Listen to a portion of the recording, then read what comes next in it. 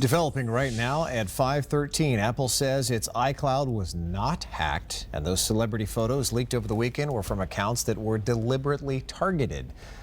Even so, this is all raising some concerns about our services like the iCloud and just how easy it may be to get some stuff we store. And Carrie joins us now to discuss some of these. Here's the question, Carrie. And I know a lot of people had concerns about this when we really started seeing the cloud kind of come in 2 years ago. Where we are now with all the hack. If Home Depot, if P.F. Chang's and Target can get hacked, how can we trust the cloud? Well, I think there are some concerns, but ultimately the answer is yes, you should. The real question here isn't whether you should trust the cloud. The question is whether you should trust yourself. And what I mean by that is this all goes back, this whole thing goes back to what we talk about over and over again, and that is your passwords, your online passwords. Look, Apple, Google, Microsoft, these companies, when you send something to the cloud, they use really, really tough to crack encryption services on that data. The chances of someone hacking into the cloud, it's just really unlikely. What's more likely, at least in this situation, is one of two scenarios.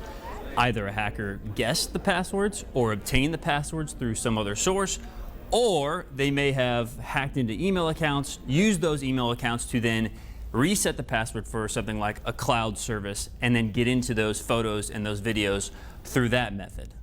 And Carrie, this goes back to my point. I've always griped about the word hacking. I think some people, when they think of hacking, they go back to like War Games and the TV show from years ago where people actually found a code, found a backdoor in. What we're really talking about, like you mentioned, a lot of our passwords can be guessed if they know our kids, if they know our anniversaries.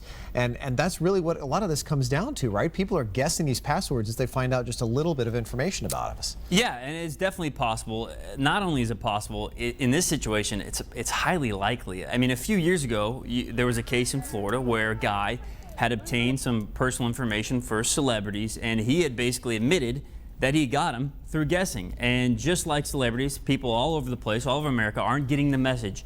You need strong passwords. And not only do you need strong passwords, you need unique passwords. There was a study that Microsoft put out just this summer saying essentially that people are not only using weak passwords, they're using the same weak password all across the board for every single online account. That is dangerous. And it's possible that someone like Jennifer Lawrence was doing the same thing. And at that point, if that's what you're doing, it's a simple equation for a hacker. You hack one account and you have hacked all accounts. And that's the problem.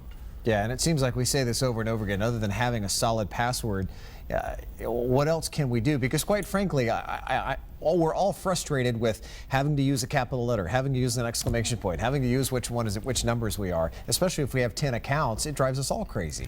Here's what I would say. Don't use passwords, use passphrases. And what I mean by that is it's far easier to hack a password than a passphrase.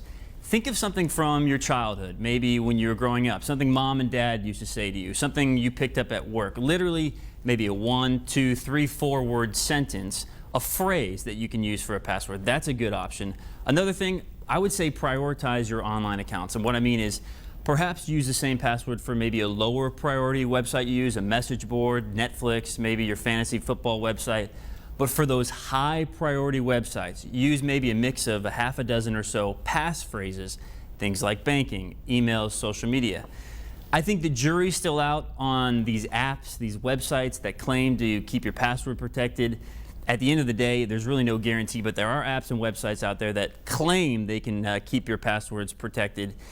But something you can do right now, sitting at home, I would say you should enable, at least for like a cloud service, maybe your email, enable something called two-step authentication. And what that is, you can use it with a number of things. You log in with a password, and what it does is it follows up with a text message. It will send you a 4-digit code. It's another step in the process. You punch in that code. And that way, whether it's you or someone else, you always know because you get a text message to your device whether someone's trying to get into your account. It seems tedious, but at the end of the day, that is the world we live in right now, Mark. Yeah, I know eBay started to do that, and I've appreciated that from eBay's perspective, so it does work. All right, Carrie, thanks very much. Good stuff. You bet.